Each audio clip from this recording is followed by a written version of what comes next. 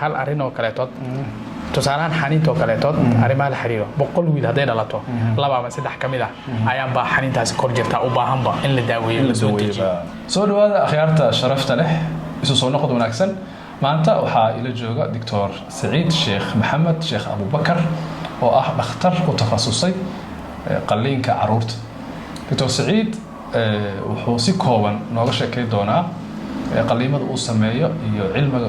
cilmiga uu soo bartay iyo cilmigaasi faa'iidada uu u leeyahay bulshada iyo baahida maanta loo qabo. Dr. soo dhawo. waa dhawahay Ustaad Shaakir aad ma santahay aadan ugu faraxsanahay maanta stuudiyihiina inaan idinla joogo waqtina aan ku wada qaadano. Dr. si kooban waxaa nooga sheekaysaa taariikhda waxbarashadaada iyo taariikhda khibradaada shaqo. Okay, Ustaad Shaakir mar labaad adigoo mahadsan haddii aan wax yar soo koobo waxbarashada la xiriirto fiildiga caafimaadka waxbarashadii kaleentooda tii ama diiniga ahayd ama quraaniga ahayd ama marka laga soo tago tii la xiriirtay caafimaadka markii ugu horeysay aan contact la sameeyay aan maxaan ku raadaa bilaabo waxbarashada la xiriirta caafimaadka waxay 2004 waxaan waxbarashada caafimaadka aan ka bilaabay jaamacadda sayniska iyo tiknoolajiyada ee ku taal dalka Sanaa dalka Yemen 2004 ilaa 2010 ayaan dhiganayay oo 6 sano ahayd iyo sanad khibrada oo isla dalka Yemen aan ku soo sameeyay oo ilaa dhamaadkii 2011 wixii ka dambeeyay waxaan u soo wareegsaday dalka Soomaaliya oo halkaas aan ka shaqeeyay 2012 ilaa 2017 muddo 6 sano aan ka shaqeynay isbitaalo kala duwan isugu jira isbitaalada public ah kuwa private ka ah waxaan ka shaqeynay howlaha bini'aadanimo gargaarka bini'aadanimo oo dalkeenu uu ku jiray arrimaha abaarihii iyo kasoo kabsashadii dagaaladii marka intaas fiildigaas aan ku jiray kadib waxbarasho 2017 waxaan dib ugu laabtay dalka Kenya waxaan wax ka bilaabay jaamacadda Nairobi shantii sano ugu dambeysay halkaas ayaan waxbarashadeedii heerka sare aan ka sameynayay ama postgraduate ama takhasuska aan ku sameynayay takhasus la xiriira arrimaha qalliinka caruurta oo muddo 5 sano ka soo shaqeynay dalka Kenya gaar ahaan isbitaalka Kenya International Hospital aan ka soo shaqeynay marka takhasuskayga halkaas aan ku soo qaatay halkaas igu soo gabagaboway si maxaan ku raadaa guul oo la mahdiya hadda dalka ayaan dib ugu soo laabtay muddadii 2 bilood ugu dambeysay aan joogay oo ka howlgalay isbitaalada kala duwan ee magaalada Muqdisho gaar ahaan isbitaalka Jaamacadda Jazeera iyo isbitaalka Banaadir hooyadii dhallaanka ee Banaadir waxtaas waxbarashadii la xiriirta fiildiga caafimaadka oo haddii aan ku soo koobo ay aheeday 13 sano muddo ku dhawaada aan ku jiray howlaha caafimaadka isku dardarka howlaha caafimaadka guud ahaan 13 sano laga bilaabo 12 bilowgii dhamaadkii 2011 bilowgii 2012 ilaa hadda laakiin gaar ahaan takhasuska hadda aan wato waa 5 sano ugu dambeysay aan ku train gareynay Shaakir oo ma santa si kooban oo ma aragtay faahfaahsanaad soo noo wadaagtay waxaan rabaa marka bal inaan dadweynaha oo aan u faahfaahino dabcan aad faahfaahi doono marka annaga aan maqalno qalliin inta badan dadka waxa ku soo dhaco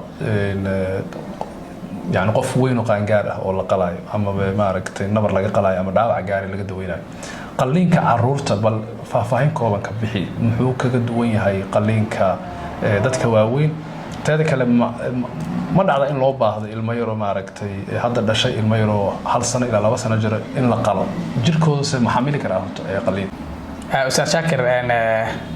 waa ma santahay su'aashaas waa su'aal in badan Soomaalida isweydiiyaan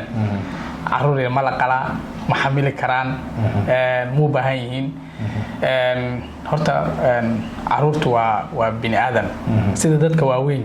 qaliimada loogu sameeyay ba ay ugu dhacaan cudurro qaliin u baahan ee iyagana ugu dhacaan waxyaabo qaliin u baahan sida tusaale ahaan burooyinka oo kale tood ilmo buro maxaan ku dhashaa jiro qabsin binti jid wax loo yaqaano eernad wax loo yaqaano waxaas dhan oo dadka waaweyn ku dhaco kale tood caruurta iyagana waa ku dhacaan waa laga daweeyaa waa qaliin ahaan waxa jiro intaas u sii dheer caruurta oo dadka waaweyn kaga duwan yihiin waxyaabo in ay ku dhashaana jiro oo kaga duwan dadka waaweyn oo u baahan in qaliin lagu xaliyo tusaale ahaan waxa jiro waxyaabaha aadka ugu arkay intii muddadii yareedan xamar ama Soomaaliya aan joogay caruurta ku dhalanayso yani inta ah inay ku dhashaan gaar ahaan wiilasha kale tood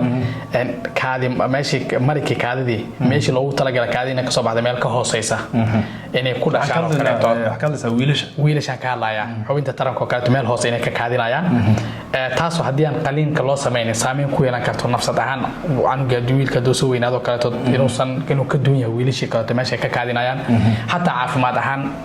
infection kaadida soo laabto kale tood hadoo weynaadana saameyn ku yeelanayso dhalmadiisi iyo taranki saameyn ku yeelanayso waxa kale to kamida oo aan aad u arkay u laaxiday sidoo kale tood caruurta ku dhashay iyadoo xaniinta kor jirto aysan soo deginba anigu hal xaniin oo leh Soomaalida hore ma aqaan erayga waxay u isticmaali jireen nimo waaweyn jiro hadeertaan oo wali la nool mushkiladaas in xaniinta kor jirto hal xaniin leh hadda ma la xalin karaa iyaga way adag tahay hadda in la xaliyo laakiin caafimaadaha marka loo eego waxay u baahan in la bixiyo xaniintaas hadii gudaha jirto kale in la saaro sababta waxay keeni kartaa inay cancer iyo kankar iyo buro isu bedesho marka in la bixiyo baan marka dhibaatooyinka marka ay leedahay yani intaas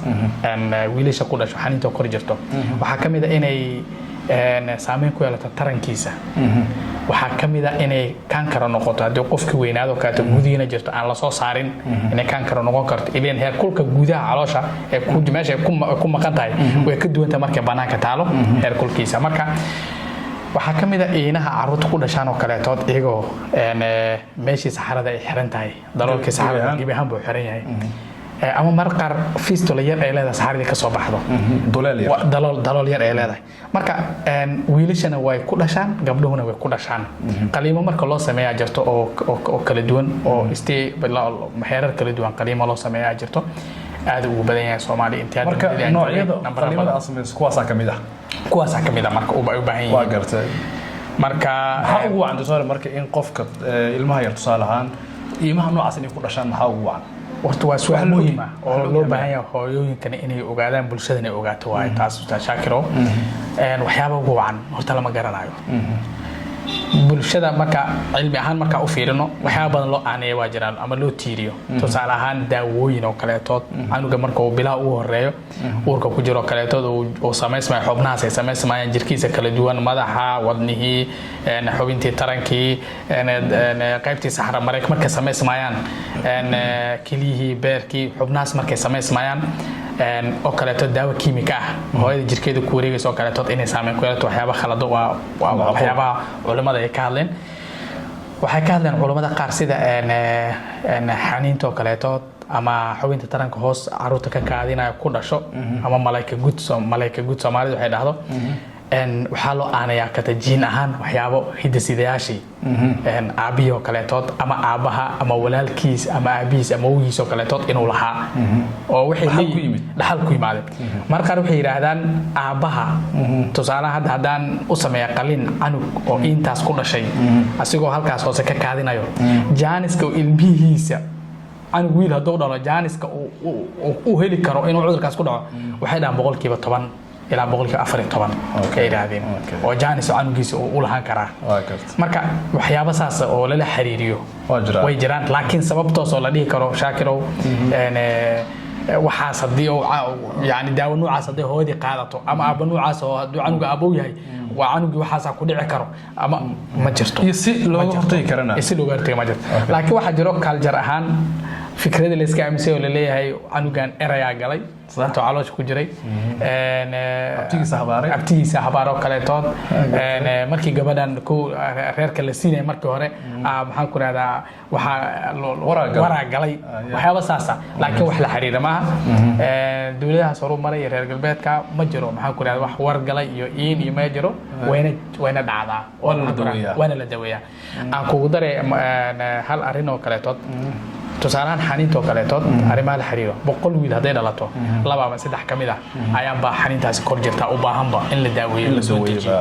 ciyaalka hoos ka kaadiyo marinka hoose ama marinka gudka loo yaqaano Soomaalida tiraado hadii 250 wiil dhalato mid kamid ah qabo marka wax jira waay oo bulshadii ku dhex jiro oo u baahan in la xalliyo oo la tacaalo u baahan marka sidii kaliya oo loola tacaali karo waa sidii kaliya waa qalin Soomaalidu waxay isku dayaan canugii waa la gudayaa oo taas ugu sii dari karta mararka qaar xitaa in la qalinka lagu guuleysto saameyn ku siiyana karto way gudaan waxay isleeyihiin hadaa qoloftan la gudo way xalismaysaa marka waxa kaliya lagu xalin karo daawo ma aha waa qalin waxa kaliya lagu xalin karo arrimahaasina waa qalin oo maxaan ku radaa oo qalimadaas noocaas kamid ah oo sameeyno maxaa kaloo kamid doctor iimaha ciyaalka ku dhashaan oo hadda adiga iyo dadka kula professionka kula shaqada qalinka ku xalisaan horta Shaakiro waa sax waa su'aal muhiim horta way badan yihiin laakiin waxa jiro way kala duwan yihiin kiiska kala badan tusaale waxa jiro hadii aan yani iimaha ugu badan ku dhasho anaga xalino dhuunto kale yaa waxa jiro burayeen halka ku dhashay jiro terminology ahaan sawirkana waa saari doontaa meesha soo saarayna laakiin terminology ahaan thyroglosal duct loo yaqaan jiro waxa jiro sinus wax la yiraahdo oo dalool yar ku dhashaan oo marka Soomaaliga gondolaria malaysa oo taqaano waxa jiro burooyin oo ku jiro maxaa ku raada lymphatic ama qoyaan oo jirka meeshii drainka oo mari lahaa ee ka xirmeen ee ku dhashaan oo cystic hygroma loo yaqaano waxyaabaha wax kamid tahay waxyaabaha oo يعني la xiriiro saablida ku dhex jiro kaleetood waxa jiro mararka qaar xuubka kala xiro saablida sanbabka iyo calooshka kala xiro kaleetood oo maqan mararka qaar oo calooshii madari ay kor galaan oo kaleetood waxa kamid tahay waxyaabaha oo i sheeg oo yani ciyaalkuna ay la yimaadaan burkiito soo laalaabato naqaska u dhigo kaleetood la yimaadaan iyada nafsadeeda way dhacdaa waxa kamid ah caloosha oo xira caloosha meesha ay mindiraha caloosha iskaga bedelmaan isaga xiriiraan oo kaleetood inuu xiranto mararka qaar ama ciriiri tahay ama ay wada xirantaba oo canugii markuu dhashaba mantag oo bilaabo iska mantagayo laba usbuuc kadib saasoo mantag bilaabayo mantag iska joogta mantagaas dhowr nooc kale mid waxa jiro mantag caanihi oo soo celiya taas oo kaleetood waa waroon yahay waxa jiro cagaarkii oo soo deynayay حميتي سودين ديب سوعدنا كواسو كلاتو marka dhashaan ku bilowdo kuwaasoo ka waa xiran toos ah waayo oo qalin degdeg u baahan waxa jiro caruur ay ku dhashaan micindira barro kaleetood caruurtu ku dhashaan oo kaleetood waxyaabahaas dhan marka waxyaabo la xiriiro eerrado kaleetood oo ku yimaado ku dhaco meesha loo yaqaano qabsinka maya qabsinka waa ka duwan tahay qabsinka waa isagana sidoo kale waxyaabaha caruurta qaliimada loo sameeyo kamid tahay meeshan groin regionka groinka loo yaqaano saracyada kaleetood eerna soo gashaa jirto caruurta ku dhashaan meesha marka hore furan calooshii ilaa xaniihi oo soo furan wiilasha kaleetood sheela camal marka way soo galaan maandirka soo galayo halka soo galayo ama inta saanki waxa loo yaqaanay waa eer nooc kamid ah sidoo kaleetood sheelada oo biyaha ku aruuraan caruurta kaleetood waa nooc inaha caruurta ku dhashaan kamid ah waa shaakiro marka waxyaabahaas oo idil burooyin ku dhashaan jiro kaliya burooyinka galo ama biyo kaliya ku jiro kaleetood burooyin waxa jiro meel u dhow saxarada agteeda kaleetood oo loo yaqaan sacrococcygeal teratoma loo yaqaan kaleetood oo ku dhasho kaleetood waxyaabahaas oo dhan waa waxyaabo u dheer caruurta iino ee ku dhashaan ah u dheer wixii dadkii waaweynaa ay la wadaagayeen oo qabsin ahaa oo ku dhacay dadka waaweynaa iyagana ku dhici karaan laakiin haduu ilmo yar dhaawac gaaro xidma dhaawaca sidoo kale la qala sidoo kale marka waa waxa u dheeri wax taasina sidee marka doctor oo idinka diagnosis si u baartaan loo ogaada marka hore ma jirta waalidka isla marka si uu ogaa karo hadii talo la siiyo oo dhakhtar wallahi talooyin badan si horta waxa jiro inta badan wax iimaha ku dhashaan waxay arki karaan hadii raadiyaan waalidku oo baaro kaleeto tusaalaha anugiisa meesha uu kaadinayso oo kaadina anugu wiilisho kale tusaalaha waa in toos u kaadiyaan hadii arkaan tahay kaadina qalooda ama meeshii ka imaanaysa meel ka hooseysa madaxii xoogin taranka meel ka hooseysa hadii too kale ka soo baxayso ka waalidku hore ku ogaan karaan anugi inuu sanayn markaas oo kale waa in talo dhakhtar ay soo raadiyaan marka qaar ka tad xaniintii maqata hooyada markii anugeeda u nadiifinayso kale tad xafaayad u xiriirayso inay markaas jeegarayso xaniyan ma joogaan mise maqayn marka qaar waa normal kor way aadaan markuu qabo jiro markuu kuleel jiro xaniyo way soo dagaan meesha loogu talagalay soo galaan mid ma soo galin mid ma maqan inay jaagareen waxyaabo u baahan xaniyaha ciyaalka eernada soo gasho ka anugu markuu uu inaa xaniye aad u soo buurmayaan mase inuu hooyada way ogaan karaan yani haday soo galeen biyo haday micnada soo galeen oo kaleeto eernadii haday xaniye soo galayso buurnaasho ay ka dareemayaan saraacado kaleeto waxyaabo ay ku ogaadaan kamid tahay anuga markuu dhasho hooyadu saxara marka imaata mise inay jaagarayso meeshii saxarada wiil ama gabarba la jaagarayo waxyaaba waalidku isla marka ogaan kare kamid tahay waxyaabaha canuga mantaga doobila canuga oo dhasho uu mantaga iska wado ama cagaar ha noqdo ama ha noqdo wixii la siyaani la siyaa soo celiyo waxyaabaha oo la rabo waalidka inay ku dhaliyaan inuu weydiiyo dhakhtar inuu weydiisto su'aalo oo dhaho see loo maxaan ku radaa wax ma ka khaldan canugayga waxyaaba loo baahan yahay ay kamid tahay bal ka war marka doctor hadda adiga muddo ka shaqeynaysa xamar kiisaska ugu badan oo aragtid oo imahaas ciyaal ku dhashaan kuwa ugu badan waxa waaye waa ciyaalka oo maxaan ku radaa xubinta taranka la xiriiro ama ha noqdo xiniintii soo degin ama ha noqdo ciyaalka malayka gud Soomaalidu tiraado oo maxaan ku radaa haafka gudan haaf kale canuga hoos oo ka kaadinayo kale iyo eernada iyo sheelada waxyaaba ugu badan oo soo laabto waxa ka aad u badan ciyaalka mantaqa la yimaado cudurka oo xiran yani xiidmaha caloosha markay ka soo baxaan xiran oo ka canuga waxa la wixii soo hor ka soo celinayo waxyaaba ugu badan ku arkay muddadii aan joogay maxaan ku rakaa kamid tahay Ustaad Shaakir bal baahida loo qabo doctor marka dhakhtar qaliin baahida loo qabo horta mushkilad waxa jirta bulshadeena marka hore lama aqoon jirin dhakhtar canugan inuu maxaan ku rakaa qaliin u baahan yahay ama la qali karo canug inta la eg bulshadeena marka hore ma aaminsanaa jirinba sax waxay marka raadi jireen waxyaabo oo traditional oo dhaqan ah in la gubo kaleeto waxa arkaysa canug meeshii eernadii oo soo baxaysa eernadii dul gubana arkaysa canug waxa arkaysa mantaqii soo jiyaado wada inta la sarsaray ama la guba arkaysa calooshi canug buro ku tal buradii dusheeda la guba arkaysa dhuunta uga taal meesha dusheeda la gubay oo la leeyahay waxa ku raada dabkaas waxa ku lagu xalinaa leesliya qalug marka waxyaabahaas waxay u baahan yihiin qaliin in lagu xaliyo ay maxaan ku raada u baahnaan doonaan doctor marka inta aan soo gabagabaynin waxaan rabaa inaan ku weydiiyo bilowga horena hadalkeena ku jirto ilmo hadda dhashay oo in noocaas ku dhashay qaliin ma xamili kara canug oo dhowr bil jiro ama dhowr maalmood jiro ama xataa hal sano jiro inta saara la suuxiyo ka waran bal ma xamili kara canugaas qaliin horta waa su'aalaha Ustaad Shaakir ugu badan oo marka waalidka dhacay canugaaga waa qaliin waxa uu horeeyay maxaan ku radaa aaminsan waxay ku leeyihiin canugan doctor qaliin iyaga ba kaga jawaab ku leeyihiin doctor qaliin ma xamili kara ku dhahayo garta marka waxa ugu horeeyay kulliin waxa waa doctor qaliin canugan ma xamili karo doctor intuu xanuunkaas uma adkeysan karo horta wixii baahidii keentay in canugani qaliin oo maro hadee marba taagantahay waa lagu qasbay horta in qaliinka la marsiyo garta ileen canug dabada ka xiran xagoo ka xaaraya xagoo ka saxaran doona waa ma jirto ama canug maxaan ku radaa emergency u baahan oo caloosha ciidamada xirin wax cun xagee marayaan waa ma jirto waa qaliin uu maraya kor iyo hoos garta waxay tahay waxyaabaha hadda dunida horumar oo kaleeto ama dawladaha ka soo shaqeeyo kaleeto marka la fiiriyo nooca suuxdinta saameyn ay leedahay waa sax waa runta sida qofka weyn canugu uma xamili karo laakiin hadii la helo farsamadii suuxdintii ugu macquulsaneed oo dadkii si fiican u suuxin kara canugii oo hadhowta suuxdintiina markuu ka soo kacayo la tacaali karo si fiican oo nabada suuxdintii inuu soo tooso canugii ka shaqeyn karo ee dhakhtarkii farsamadii yaqaanay oo qaliinka inta loogu baahnaa inta kaliya qaliinka ka sameeyo maxaa ku intii soo xaliyo asigoo meel kalena aan taabanin hadii inta la isku helo waa wax la xalin karo adduunyada maanta horumarka ay sameysay wax badana iska bedelmay qaliimada la sameeyo hatta qaliimada dadka waagi hore sida loo sameeyay jiray hadda waa kala duwan tahay waagi hore qofka inta la jeexo la dilaaga dhici jirtay maanta laser lagu sameeyaa sidoo kale qaliinka caruurta wax badan baa iska bedelay marka tusaale ahaan canuga inta waxaa laga yaabaa ciyaalka eernada ka qalno kaleeto ama xaniinta soo dejino kaleeto qaliinkeeda lagu soo dejiyo loo sameeyo kaleeto waa qaliin loo yaqaan day care procedure ama يعني one day procedure يعني halkaas maalin uun la sameeyo tusaale ahaan subaxii canuga la keeno asigoo maxaan ku radaa caana soo cabin subaxdii la keeno 3 saac 4 saac qaliinkii loo sameeyo suuxdintii ka soo kaco maxaan ku radaa maalintii 8 saac oo ka tad caanihiisa loo bilaabo galabkii 12 saac 10 saac bar 12 saac maxaan ku radaa canugii xaafadiisa loo kaxeeyo oo maxaan ku radaa caanihiisa meeshiisa ku qado oo kadibna maalinta saddexaad ama maalinta afraad dhakhtarkii u yimaadaan sharootadii wixii laga bedeli lahaa marka way isbedeshay sidii hore canuga qofka inta la qalo la leeyahay saxaraha laga sugo canuga waay maxaan ku radaa saxariisa ma sheegi kariya ma sheegi kariyo caloosha samaacada lagu dhageysto wax badan adduunka isbedelaan sababta tekniiki oo suuxdintii wax badan iska bedelay canuga daawo la siiyo loogu talagalay isla markiina suuxdintii oo ogaalkiisii wax kasta oo ka soo laabanay isla markaasna xanuun baabi'i loogu talagalay canugii xanuunkiisa controlayo 100% oo canugii xanuun uusan dareemaynin loogu sameeyo marka wax badan baa iska bedelay qaliimadaas waxyaabahaas la xiriir hadda marka adiga iyo saaxiibada qalimada noocaas waa sameeysan xamar waa sameeyna xamar ku sameeyna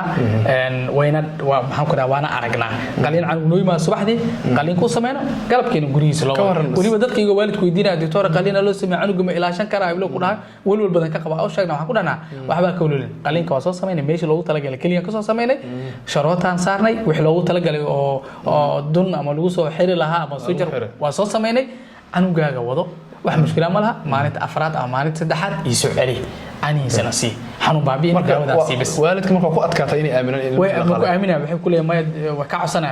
codsanaa doctor caaw hanoola seexiyo